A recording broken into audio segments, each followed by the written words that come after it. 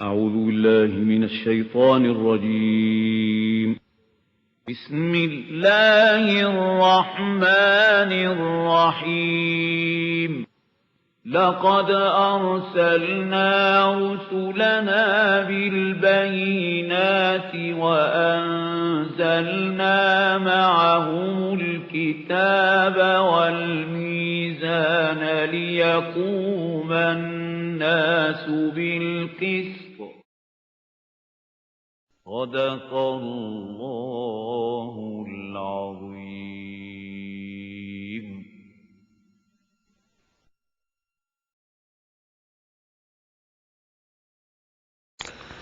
الحمد لله وكفى والصلاة والسلام على عباده الذين اصطفى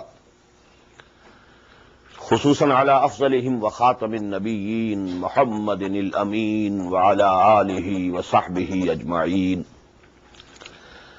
أما بعد فقد قال الله تبارك وتعالى كما ورد في سورة النساء: أعوذ بالله من الشيطان الرجيم بسم الله الرحمن الرحيم. إن الله يأمركم أن تؤدوا الأمانات إلى أهلها وإذا حكمتم بين الناس أن تحكموا بالعدل إن الله نعم ما يعظكم به إن الله كان سميعا بصيرا.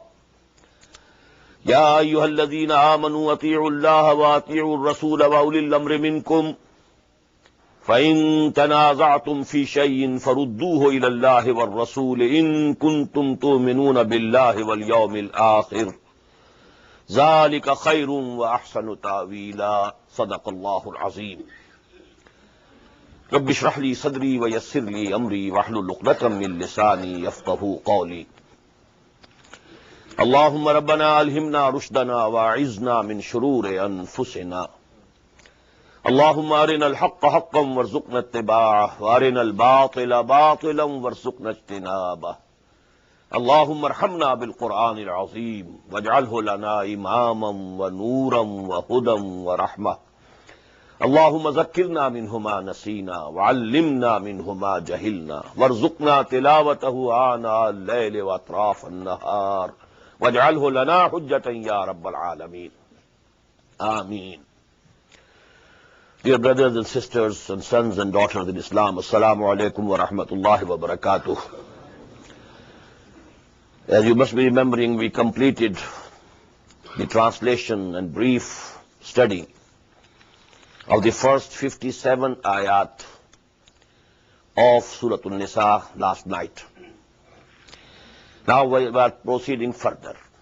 The two ayat which I have just recited are most profound ayat of the Quran regarding the fundamental principles of Islamic State. Just as we read two ayat, ayat number 32 and 34, they were most profound regarding the institution of family. Ayat number 34 says, الرجال قوامون على النساء بما فضل الله بعضهم على بعض وبما أنفقوا من أموالهم فالصالحات قانتات حافظات للغيب بما حفظ الله إلى آخر الآية. So in the same way, these two ayat are very basic, very fundamental regarding the structure of Islamic State. And in these two ayat we find that all the three pillars or the basic institutions, they have been mentioned of an Islamic State. Although the terminology used here is not of the modern political science. These are general terms, general words. But if you analyze the ayat, you find that all the three pillars of a state, in a modern state we have three basic institutions, basic pillars. Legislature on the one side, executive on the other side, and then the judiciary. So you will find that all three of these are being mentioned here. And let me explain in the beginning. The political system of Islam is that of caliphate. The first basic principle is that sovereignty belongs to Allah, not to any human being as individual or not to the nation or humanity at large collectively. سروری زیبا فقط اس ذات بے ہمتا کو ہے، حکمراں ہے ایک وہی، باقی بتان آزری. ان الحکم الا للہ. Sovereignty belongs to him. Now if sovereignty belongs to Allah, what remains for the humans? That is called khilafah, vicegerency. What is it? Whatever commands are coming from the real sovereign, you have to implement as such. You can't alter, you can't change them. Not even 100% of you can make any change in it. What to speak of 51%, majority or minority? Absolutely irrelevant. What command is coming from Allah is to be implemented as such. Where there is no specific instructions from Allah subhanahu wa ta'ala, it is amrukum. Now Allah has given this sphere to you. Wa amruhum shura bainahum. Here you can have mutual consultation. Decide the matters. But till that time that the institution of Nabuwah, institution of prophethood was continuing, the Khilafah used to be personal and individual. The Nabi was the Caliph in his own person. That is why we find in the Quran, Hazrat Dawood alayhi salam was addressed, Ya Dawood, inna ja'alnaka khalifatan fil ard. Here the pronoun is singular. O Dawood, we have declared you to be the Caliph on earth. Inna ja'alnaka khalifatan fil ard. Because it's very logical. Allah is sovereign, and this person, this human being, he is Nabi, he is Prophet.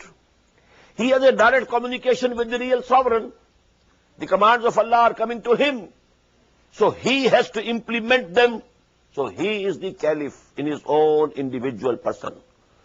That is why singular pronoun used, Ya Dawood inna ja'alnaka khalifatan fil ard. And this continued till such time that the institution of caliphate was, the institution of Nabuwah, prophethood was continuing. This was the condition. That is why we find in the hadith, the Sahih of Bukhari, rahimahullah, Kanat Banu Israel tasusuhumul anbiya, kullama halaka nabiyyun, khalafahu nabiyyun. The community matters, the political affairs of Bani Israel were in the hands of the prophets. Whenever a prophet died, another prophet was in his place. Just as we know, Hazrat Dawood died, he was the Caliph, and he was the prophet, and after him, Hazrat Sulaiman, alayhi salatu wassalam, he is the Caliph, and he is the prophet. But now when this institution of prophethood has come to an end in the person of Muhammad sallallahu alayhi wasallam, now things are changed. This caliphate is now collective for the ummah. That is why now we find in Surah An-Nur that the plural pronoun is used. وَعَدَ اللَّهُ الَّذِينَ آمَنُوا مِنْكُمْ وَعَمِلُوا الصَّالِحَاتِ لَيَسْتَخْلِفَنَّكُمْ فِي الْأَرْضِ. It is not ka now, it is not one person. لَيَسْتَخْلِفَنَّكُمْ فِي الْأَرْضِ. This khilafat is now has become a collective affair of the Muslim ummah as a whole. So these are the basic principles. And then, there are the institutions. There must be somebody who has to look after the affairs of the state. You may call him the head of the state, you may call him anything, you may call him caliph, but there should be an executive machinery to manage the affairs of the state. Then ijtihad is to be continuously made. Legislation, this process will continue. New problems will arise, and we shall have to solve them. So there has to be a legislature also. Then there has to be a judiciary also. So all these three basic principles and basic ingredients of a state, modern state, we can say that they are potentially present and mentioned in these two ayat. Inna Allah ya'murukum an tu'addu al-amanati ila ahliha. The first instruction. Verily, O Muslims, Allah subhanahu wa ta'ala ordains upon you that you hand over the trusts to those to whom it belongs or to those who are worthy. Now what is the trust? When you are a community, you have to elect or select or somehow, you must have some caliph, some head of the state. You have to elect him by mutual consultation. Amruhum shura bainahum. Now this authority that you have as a vote, for example, I can say, this is the biggest trust of the community. and of Allah subhanahu wa ta'ala in your hand. Now, if you are giving this vote to a person who is not worthy of it, so you are making khiyana. You are not proving to be ameen. So actually, all these things, whatever offices, whatever responsibilities are to be given to the people to manage the affairs of the community, of the ummah. So these things should be given, the offices, the responsibilities. These are the trust with you, and you have to hand them over to people who are worthy of it. Inna Allah ya'murukum an tu'addu al-amanati ila ahliha. Who have the capability of making ijtihad, who can be entrusted with the process of legislation in Islamic State. You have to select them or elect them, whatsoever it is. And who is going to be the head of the state? You have to elect him or select him. But you know, your opinion that you give, the vote that you give, that is the biggest trust. And you have to use it for the persons who have the capability and who are worthy of it. Inna Allah ya'murukum an tu'addu al-amanati ila ahliha. Now the second institution, and that is judiciary. وَإِذَا حَكَمْتُمْ بَيْنَ النَّاسِ أَن تَحْكُمُوا بِالْعَدْلِ. And when you are judging between the people, any dispute, any affair which has erupted, and you sit in judgment, whosoever you are, whenever you are judging, وَإِذَا حَكَمْتُمْ بَيْنَ النَّاسِ, between the people, among the people, أَن تَحْكُمُوا بِالْعَدْلِ. You must judge with justice. No partisanship, no special favors to anybody. You have to cling to the justice principles of adl and qist. Inna Allah ni'imma ya'idukum bih. These are very excellent teachings and advices that Allah subhanahu wa ta'ala has given you. Because on this is based the structure of the state. And what is state, by the way? When a society reaches a mature organization stage, it becomes a state. As I told you, what is society? It's a collection of families. Now an organized society becomes a state. And now you have to manage the affairs of that state. And you have to have some legislature. You have to have some judiciary. These are the two essential ingredients of that state. Inna Allah ya'murukum an tu'addu al-amanati ila ahliha, number one. Number two, wa idha hakamtum bayna an-nas an tahkumu bil 'adl. Inna Allah ni'imma ya'idukum bi. These are the best advices, most excellent teaching that Allah subhanahu wa ta'ala is giving you. Inna Allah kana sami'an basira. Verily Allah subhanahu wa ta'ala is ever listening, ever seeing. Now comes the second ayah, and this is rather more profound. This is discussing the executive head. You may call him caliph, head of the state. Here in United States you have the president, and so on. Or in the parliamentary system, it's the prime minister, so on. Whosoever is there. Now, what is the sequence of obedience in Islamic State? Who are to be obeyed? Ya ayyuhalladhina amanu ati'u Allah wa ati'u Rasula wa ulil amri minkum. O you who believe, or O you who profess to believe, who claim to believe, obey Allah and obey the messenger and those who are placed in position of authority from amongst you. Now there are three: Allah, Rasul, and Ulul Amri Minkum. Now see how beautifully a differentiation has been made. The verb ati'u has been repeated twice, but not with the third. There could be two other forms. Ati'u could be taken out of the bracket as a common factor.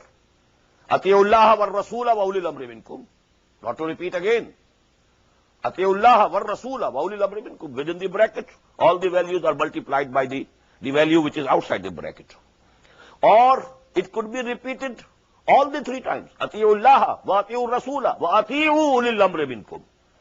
But Allah subhanahu wa ta'ala has discarded these two modes of expression And he has taken Atiullah wa Atiur Rasul wa ulil amri minkum. What does it mean?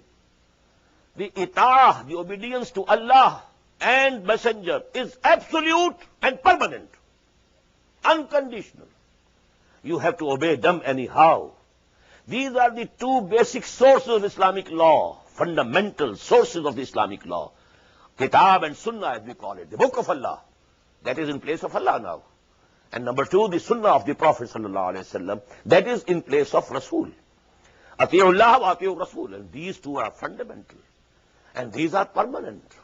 You can't question the authority of Allah. And you can't question the authority of the Messenger. You can't have a dispute or a difference of opinion with Allah. And in the same way, you can't have a dispute or a difference of opinion from Muhammad sallallahu alaihi wasallam. But for the third, this verb atiyu has not been repeated. There's some basic difference. Wa ulil amri minkum. And also, you obey the ulil amr who have been placed in authority. Now, how have they been placed in authority? That is given in the first ayah. Inna Allah ya'murukum an tu'addul amanati ila ahliha. You select them, you elect them, but you know you should be honest and sincere. You should give these positions of authority to those only who are worthy of it, who are capable to deliver the goods. Not to your relatives, not to your tribesmen, not to somebody who can do some personal favor to you. No, this is dishonesty, insincerity to Allah and the Islamic State. So you have to give this amana to the people, to the persons who are capable of holding it, this position. Now when they are in the position, now you have placed them in authority. You have selected Abu Bakr as Khalifa. He was not appointed by Allah subhanahu wa ta'ala, nor he was nominated by Muhammad sallallahu alayhi wa sallam. It was by mutual consultations that the companions of the Prophet sallallahu alayhi wa sallam, they elected him. So actually now this is not Ma'mur min Allah. Previously the Prophet, who was Ma'mur min Allah, he was the Caliph. You had to accept him anyhow. But now that institution of prophethood has come to an end in the person of Muhammad sallallahu alayhi wa sallam. After him, no one is Ma'mur min Allah. No one can claim to be appointed by Allah subhanahu wa ta'ala. Everyone, derives his mandate or authority from the people, from the community, because they have elected him, they have selected him. But now, from them, you can disagree. Number one, there must be Muslims. Ulul amri minkum. What does it mean? Muslims can never accept from their hearts at least that they be governed by non-Muslims. Well, if they are compelled, if they have been captured, if they have been conquered, if they have been rendered helpless, it's something else. But a Muslim can never accept from the depths of the heart the authority of a non-Muslim.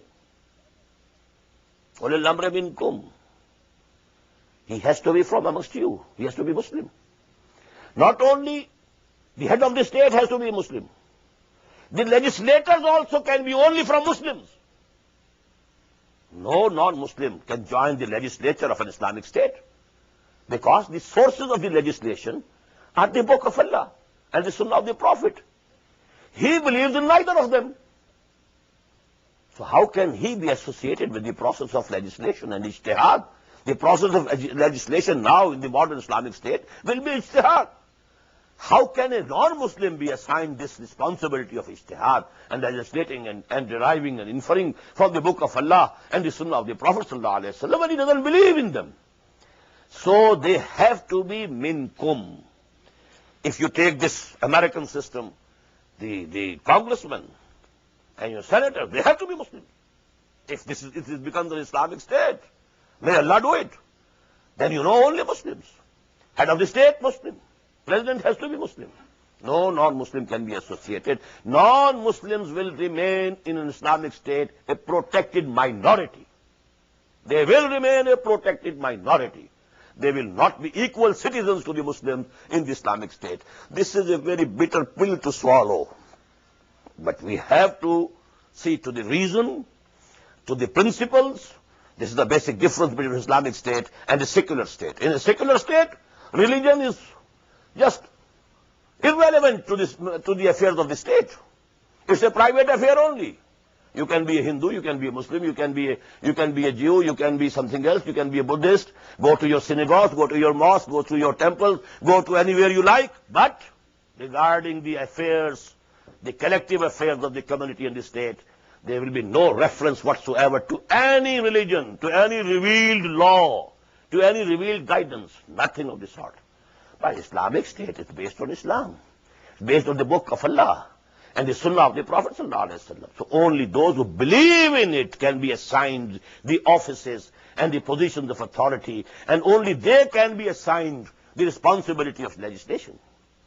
Ya ayyuhalladhina amanu ati'u Allah wa ati'u Rasul wa ulil amri minkum. But now there can be a difference of opinion. Everybody had the right to differ from Abu Bakr radiyallahu ta'ala. Every Muslim had the right to differ from Umar radiyallahu ta'ala. Because Umar was not the prophet of Allah. He was not infallible. Abu Bakr was not a messenger of Allah. He was not infallible. And you know, there was a difference of opinion regarding the lands which were captured by the Muslims. The big lands, big countries, Syria and Iraq and Iran and Egypt. Now some of the fellow Muslims, you know, and the companions of the Prophet sallallahu alaihi wasallam, they demanded that this is Mal Ghanima, this is booty. Now divide it amongst us. You can keep only 1/5 to the state. For the state, 1/5. And the 4/5 have to be distributed among people who were fighting in the field. Hazrat Umar said, no. This is not Mal Ghanima. This is Mal Fay. And this will go totally to the Baitul Mal of the Muslims, collective. They will be owned collectively by the Muslim Ummah, not distributed. This would have become the biggest feudal system of human history, you know. A few thousand people, they conquered all these countries. This was the ijtihad of Hazrat Umar radiyallahu ta'ala anhu. But you know, there was a different opinion. Matter was discussed. A special committee was assigned. 5 Sahaba from Aus, the tribe of Aus, and 5 from the tribe of Khazraj. They were formed into a committee. And then they consulted. And then they approved that ijtihad of Umar radiyallahu ta'ala anhu is correct. And then it was the consensus of the Muslims now. That is why there is this differentiation of lands. This is ushri, this is kharaji. If a Muslim owns a land, piece of land, a farm, then it is ushri. Only 1/10 or 1/20 of the produce will be taken. Ushr. But if it is kharaji, it is the collective property of the Muslim Ummah. It is not the personal property of any Muslim individual. Then, you know, maybe 50%. Now they are tenants. Whosoever are working over there, they are tenants. They are not owners of that field or that farm or that piece of land. And they will pay even 50%. All will go straight. Kharaj. It is called kharaj, not ushr. So this is an example I gave you. If there is some difference of opinion between you and the people who are at the helm of affairs, what to do then? Where to go? If I am differing from the opinion of Abu Bakr, what to do now? He says, I have deduced this from Quran and Sunnah. I say, no, I differ from your opinion. I deduce in this way. My inference is this. Now, فَرُدُّوهُ إِلَى اللَّهِ وَالرَّسُولِ. Now, here, a common citizen of the Islamic State and the head of that state, they are at par. The decision will be given by Allah and His Messenger, because only the obedience to Allah and the Messenger was absolute. What does it mean? Now it has to be decided by the judiciary whether which opinion is more correct, more near the spirit of the book of Allah and the Sunnah of the Prophet sallallahu alaihi wasallam. فَرُدُّوهُ إِلَى اللَّهِ وَالرَّسُولِ إِن كُنتُمْ تُؤْمِنُونَ بِاللَّهِ وَالْيَوْمِ الْآخِرِ.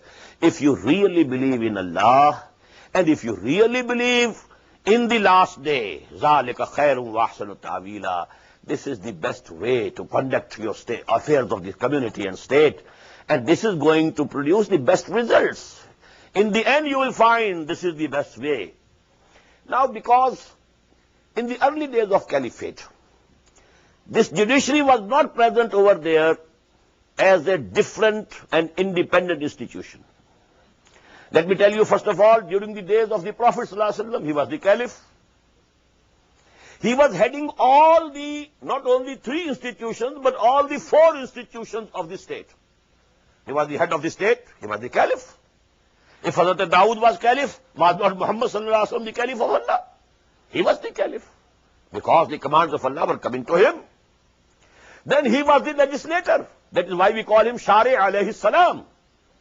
He had to interpret the wahi which is coming to him from Allah, and he had to make new, fresh judgments. Then he was the Chief Justice also. All these matters and disputes had to be settled by him. And he was the Commander-in-Chief also. All the 4, positions were held by whom? By Muhammad sallallahu alaihi wasallam. But gradually, these institutions, they got separated from each other. In the days of Hazrat Ali, we know that judiciary became independent, because Hazrat Ali radiallahu ta'ala anhu filed a suit in the court of Qadi Shuraih, and his case was dismissed because he could not produce any witnesses to his claim except the son and the slave. And Qadi Shuraih said, no, although we can't say that you are telling a lie, but it's a law. All Muslims are equal in the eyes of law. Here you are not as the caliph of the state. Here you are appearing as a Muslim, a citizen. Judiciary is higher up. And here, whosoever is judging, إِذَا حَكَمْتُمْ بَيْنَ النَّاسِ أَن تَحْكُمُوا بِالْعَدْلِ.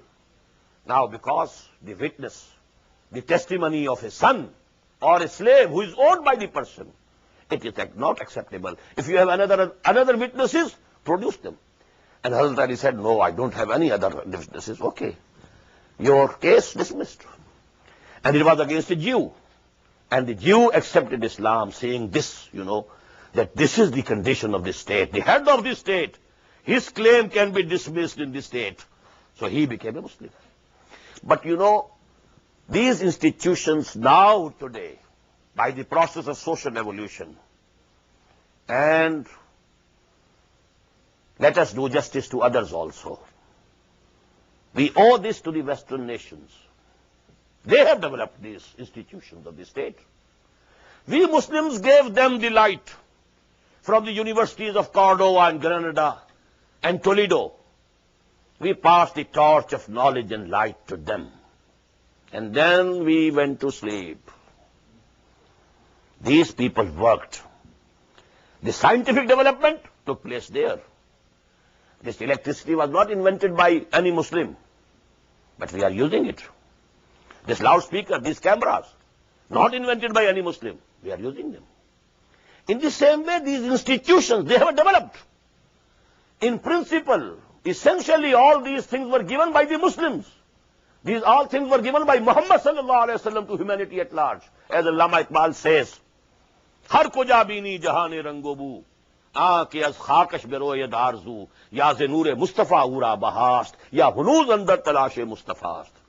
Wherever you find something good, something noble, from which, the seed of desire, it grows up, you will see either this light has been borrowed from Muhammad sallallahu alaihi wasallam, or man is still proceeding and trying to reach where Muhammad sallallahu alaihi wasallam had taken the humanity 1400 years ago.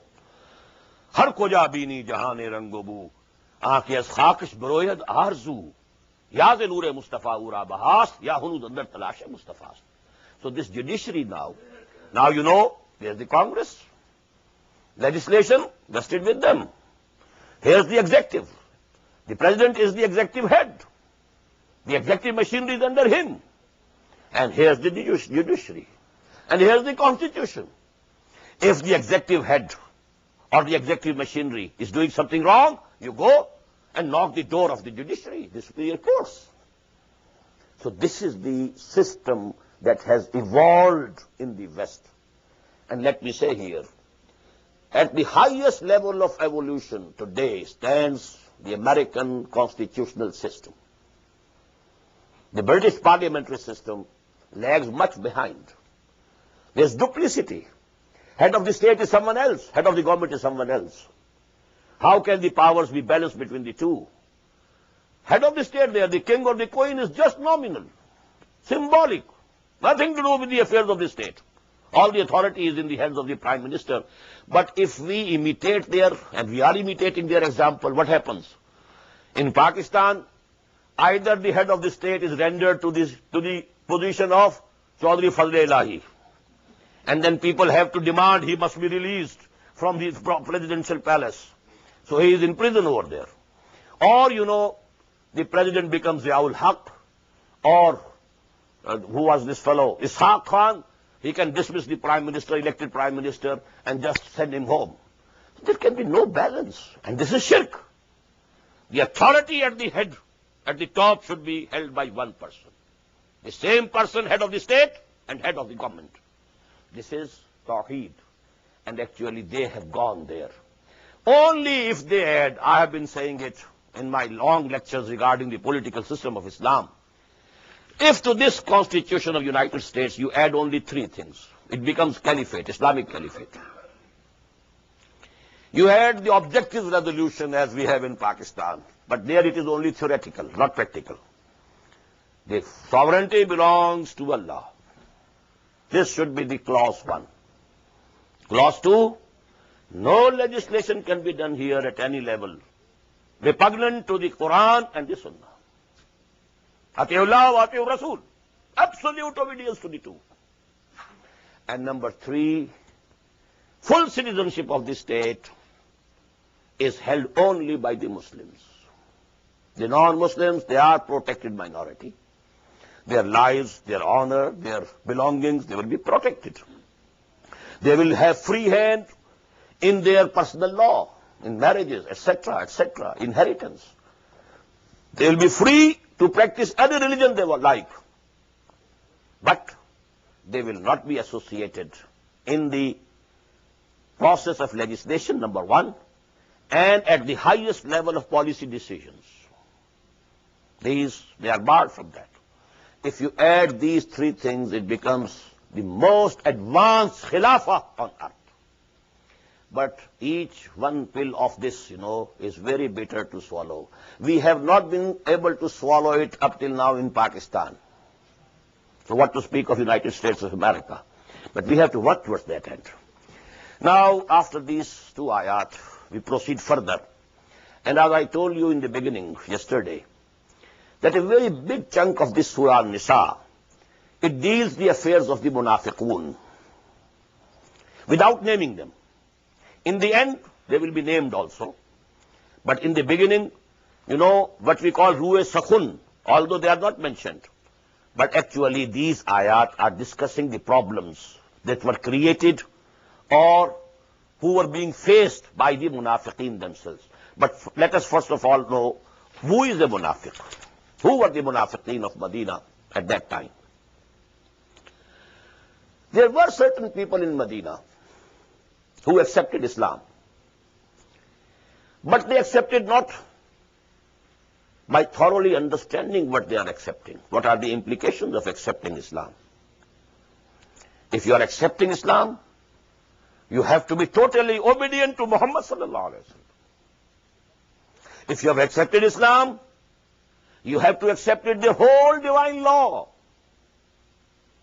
If you have accepted Islam, you will have to sacrifice your lives and belongings and money for the cause of Allah, for jihad in the way of Allah.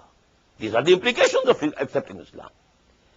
People who understood it, those who accepted it at the face value, there was no problem with them. When they have decided, in Allah ashtara min al-mu'minina anfusahum wa amwalahum bi anna lahumul jannah, we have already sold ourselves to Allah subhanahu wa ta'ala. Now this life doesn't belong to me.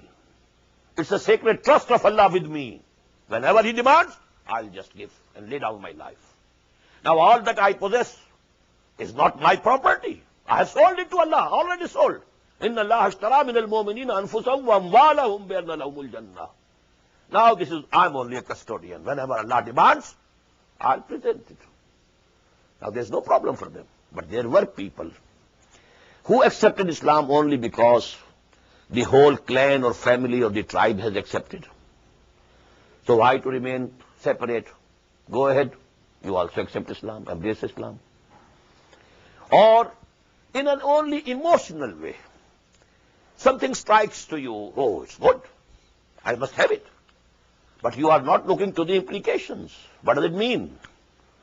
What you will have to do after this? But in that, a flooding of emotion, you have accepted it. But now when the implications come, they waver, they tremble, they start, they are oscillating now. Muzabzabina baina zalik, la ilaha ulai wa la ilaha ulai. ایمان مجھے روکے ہے تو کھینچے ہے مجھے کفر. کعبہ میرے پیچھے ہے, کلیسا میرے آگے. What should I do? I have become Muslim. Well, now I am required to go to fight in the way of Allah, risking my life.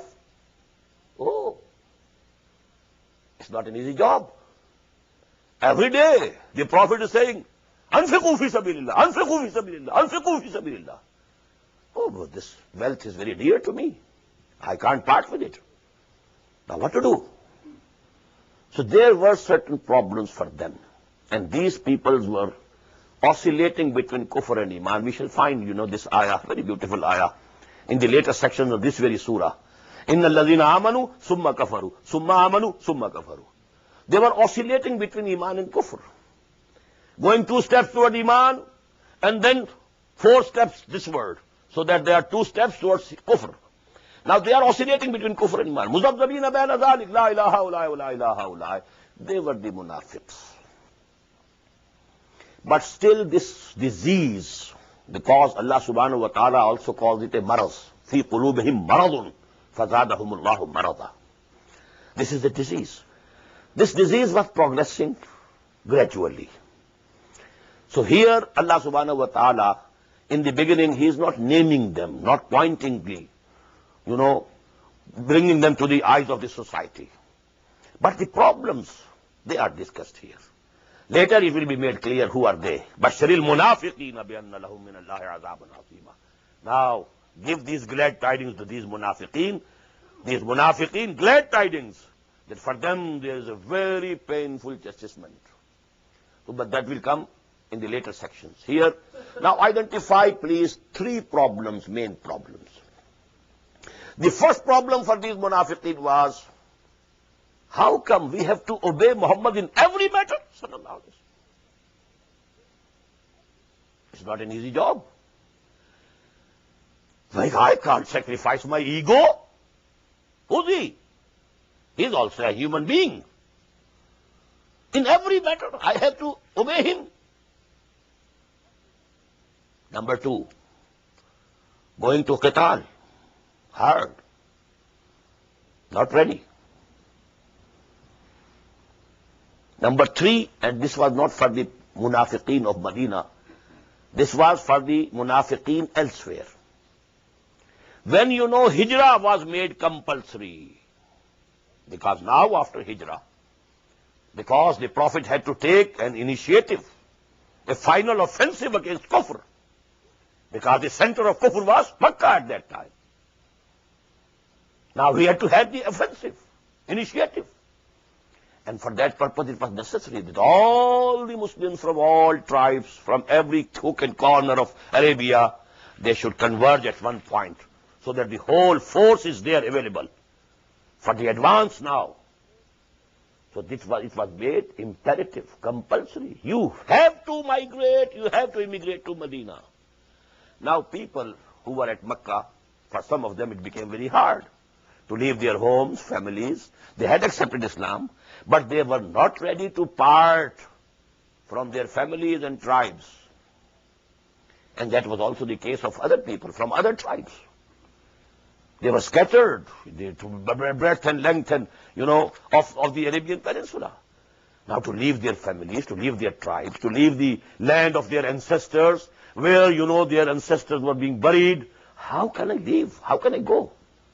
So that was the third problem. So these 3 problems will be discussed now in the coming ayat. Let us hastily finish the first. أَلَمْ تَرَ إِلَى الَّذِينَ يَزْعُمُونَ أَنَّهُمْ آمَنُوا بِمَا أُنزِلَ إِلَيْكَ وَمَا أُنزِلَ مِنْ قَبْلِكَ. Have you not considered, O Muhammad sallallahu alayhi wa sallam, the case of those يَزْعُمُونَ, who think who claim annahum amanu bima unzila ilayka, that they have come to believe in whatever has been sent down to you, O Muhammad sallallahu alayhi wa sallam, ma unzila min qablik, and also the book that were sent before. Now, they claim to be Muslims. When they are claiming that we believe in what has been revealed to you, O Muhammad sallallahu alayhi wa sallam, they have become Muslims. But what are they doing? Yuriduna an yatahakamu ila taghut. They want to get the judgments of their disputes not from Muhammad sallallahu alayhi wa sallam, but from taghut. They want to go to the courts of the Jews. As I told you yesterday, Medina was still, a mixed society. 3 tribes of Jews were there. Then all, Aus of Khazraj people had not embraced Islam. There were still people who had not embraced Islam or declared themselves to be Muslims. So then there were the Kahins and the sorcerers. Now a person says, I am a Muslim, but he takes his case, his dispute, to be decided by a Jew, or he wants to take the judgment from some Kahin. What does it mean? He is not acting according to his faith. He should come to Muhammad sallallahu alayhi wa sallam for all the disputes to be settled by him. He is the head of the state, I told you, and he is the chief justice. Yuriduna yatahakamu ila taghut. And what is taghut? Please understand. What is taghut? I explained last night also. Tagha, to exceed the limits. We say in Urdu, darya tughyani par hai. When the river is flooding, it is overflowing its banks. Then we call tughyani. Now for human beings, the limits are the limitations placed by Allah subhanahu wa ta'ala. Anybody who is crossing the limits, man yata'adda hududullah, he becomes a taghut. He is in tughyani. He has crossed his limits. He has crossed the limits of the Sharia. He becomes taghut. Only a person or an institution or a society or a state which acts upon Ya ayyuhalladhina amanu ati'ullaha wa ati'ur rasula ulil amri minkum. This is the only exception. Every other society, every other institution, every other form of state is taghut. And they want to go to taghut to get their cases and disputes decided. Alam tara alladhina yad'umuna annahum amanu bima unzila ilayka wa ma unzila min qablik yuriduna an yatahakamu ila taghut wa qad umiru an yakfuru bihi. And they have been ordered that they must deny and refute taghut, not to acknowledge them, not to accept them, not to get your decisions, your disputes decided by them. وَيُرِيدُ الشَّيْطَانُ أَن يُضِلَّهُمْ ضَلَالًا بَعِيدًا. But Satan, this Iblis, he is bent upon taking these people astray. And these people, these munafiqeen, who want their cases to be decided not by Muhammad sallallahu alayhi wa sallam, but by someone else, they are the friends of shaitan. They are following shaitan. وَإِذَا قِيلَ لَهُمْ, and when it is said to them, تَعَالَوْا إِلَىٰ مَا أَنزَلَ اللَّهُ وَإِلَى الرَّسُولِ. Now must be some brother, some Muslim, some true mu'min, he must have said, where are you going to get the decision, to get the judgment? You profess to be a Muslim. Why don't you come to the divine law? إِلَىٰ مَا أَنزَلَ اللَّهُ. Allah subhanahu wa ta'ala has given us the law. And we have Muhammad sallallahu alayhi wa sallam amongst us. وَإِذَا قِيلَ لَهُمْ تَعَالَوْا إِلَىٰ مَا أَنزَلَ اللَّهُ وَإِلَى الرَّسُولِ رَأَيْتَ الْمُنَافِقِينَ يَصُدُّونَ عَنْكَ صُدُودًا. You will see that these munafiqeen, they hold back from you. They refrain from you. They don't want to come to you, O Muhammad sallallahu alayhi wa sallam, because there is disease in their hearts. And that disease is the disease of nifaq. فَكَيْفَ إِذَا أَصَابَتْهُمْ مُصِيبَةٌ. What will happen if some infliction comes to them, some affliction, something unpleasant befalls them due to their wrong attitude?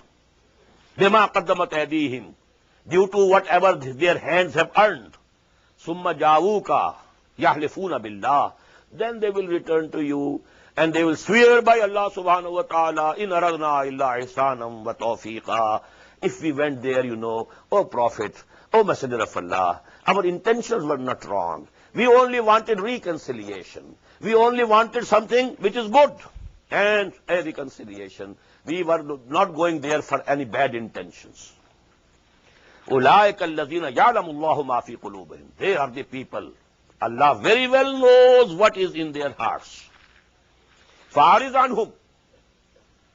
So Prophet sallallahu alaihi wasallam, just ignore them. Why? It's not yet time to engage with them, because you have yet to consolidate your own position at Medina.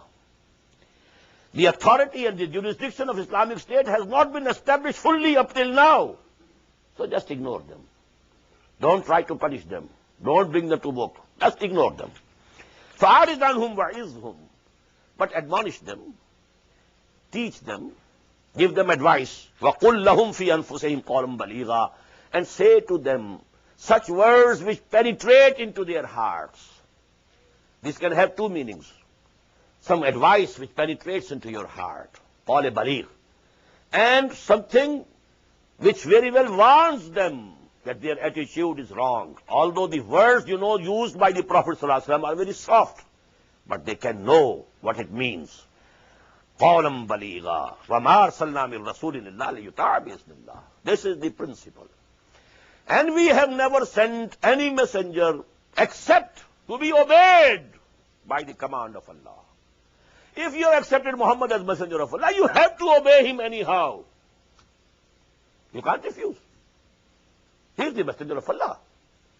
This is a very beautiful ayah in Surah Maryam.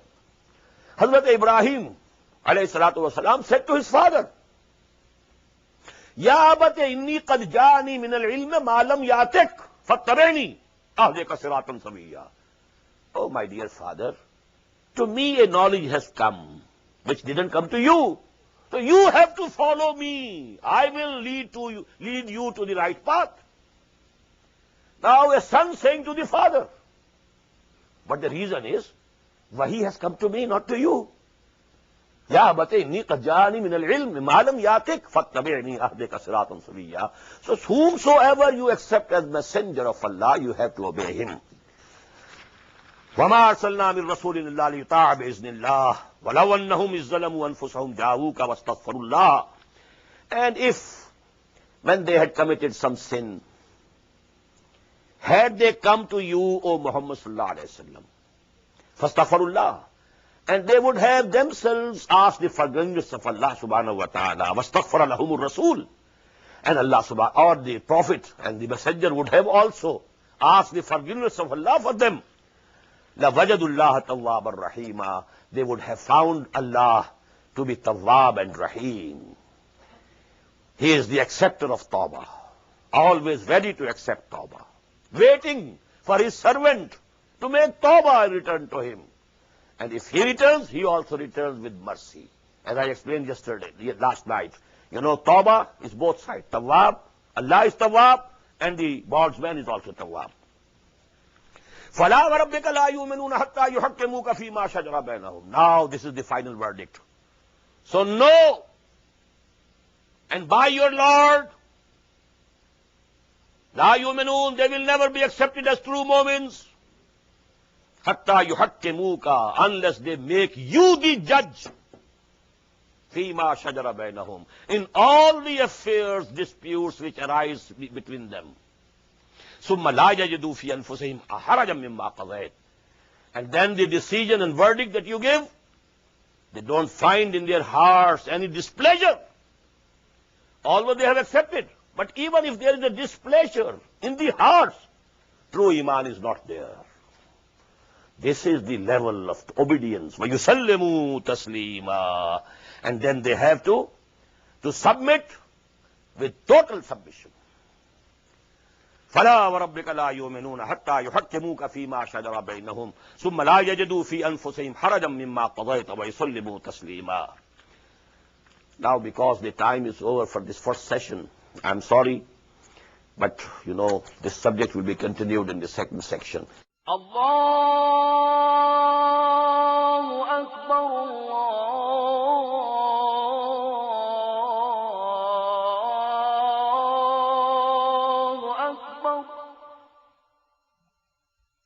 The Islamic Organization of North America, IONA, is an organization dedicated to reviving the Quran into the hearts of Muslims while bringing its message to non-Muslims. The obligations of a Muslim as ordained by the Quran and Sunnah can be understood as having 4 levels. 1. A Muslim is required to develop real faith and conviction, iman, in one's heart. 2. A Muslim is required to live a life of complete submission to the will of Allah subhanahu wa ta'ala. 3. A Muslim is required to propagate and disseminate the message of Islam to humanity as a whole. 4. A Muslim is required to try his utmost in establishing the just Islamic order. The first and foremost objective of establishing IONA is to assist the Muslims in North America to uphold and implement these obligations, first on themselves, their families, inform their friends, and then to invite the non-Muslims to Islam. The ultimate goal is to seek Allah's pleasure and salvation in the hereafter. For more information about IONA, please visit us at www.tanzim.us. You may also email us at info@tanzeem.us or call our toll-free number 866-779-IONA. Join us. Together we can make a difference.